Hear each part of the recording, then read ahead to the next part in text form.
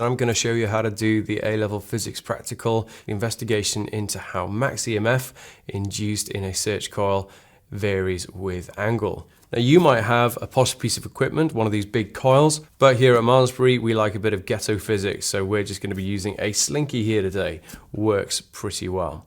That's hooked up to my power supply. It's an AC power supply. It needs to be AC because if it's DC, you have a magnetic field, but it's not changing, so we will not have an EMF induced in our search coil. The search coil is just this little thing here. It's just a tightly wound wire. It's got 5,000 turns, and I've started it off with it parallel with the field lines. In other words, we should have the maximum amount of EMF being induced. Now we can't really use a voltmeter because usually they measure DC voltages. We could have an AC voltmeter, but we have such small EMFs being induced that we need something very sensitive. And so that's why I have my cathode ray oscilloscope here today. That's hooked up to my search coil, so we should be able to see on the screen what the EMF induced is in the search coil. Now it's important that the search coil stays in the same position in the slinky. So the search coil is at the center of the circle of the slinky, as it were.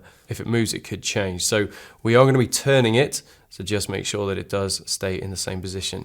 You'll need to think carefully about how you want to do that. I'm being fairly lazy here today. I just have a protractor, printed out protractor, underneath my search coil so I can see what angle I have. It's not going to be terribly accurate. When you do it, think about how you can measure your angles accurately. So I'm going to turn my power supply on and see what I get on the CRO.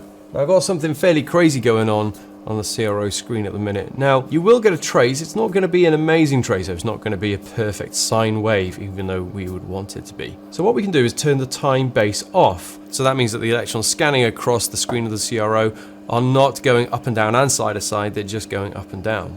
Okay, so I need to position the trace on my screen so I can get a nice reading. So first of all, I'm going to take the Y gain down.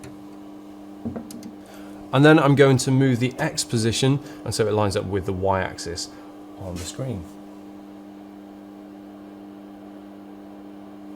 Now on the trace we have a fairly bright middle spot and a bright spot at the top and the bottom. If you think about it, the electrons scanning up and down are staying longer at the top and the bottom of the wave that would be there, so that's why it's fairly bright at the top and the bottom. So I can either make sure that my trace is symmetrical about the X axis, or I could change the Y position so the bottom of my bottom peak is on a line. That's also a fairly good way of measuring your EMFs.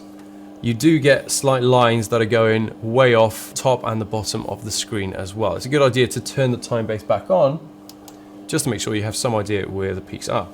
So I tell you what, I'm going to go to the top of that bright spot there. I'm not going to go with the bits that are higher than that. I'm going to say that's my peak. So long as I'm consistent with that, I should be able to determine the relationship. So I can see that the top of my wave is 2 divisions from the center. My Y gain is set to 10 millivolts per division, so that means that my peak EMF being induced, the max, is 20 millivolts. Could, if you wanted to, go from the top to the bottom. That will give you your peak to peak voltage. All you have to then do is divide by 2. That's an even more accurate way of doing it.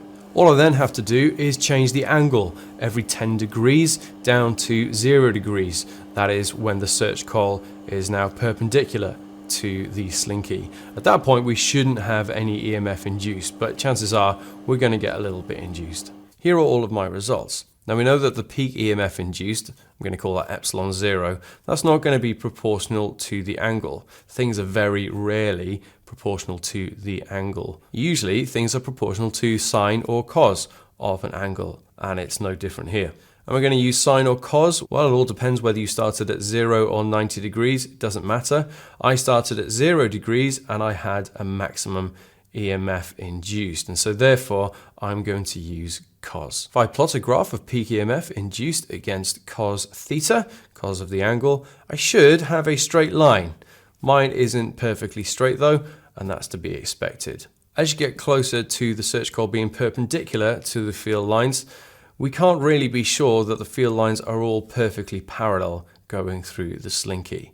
And so that's why it's not really going to reach 0.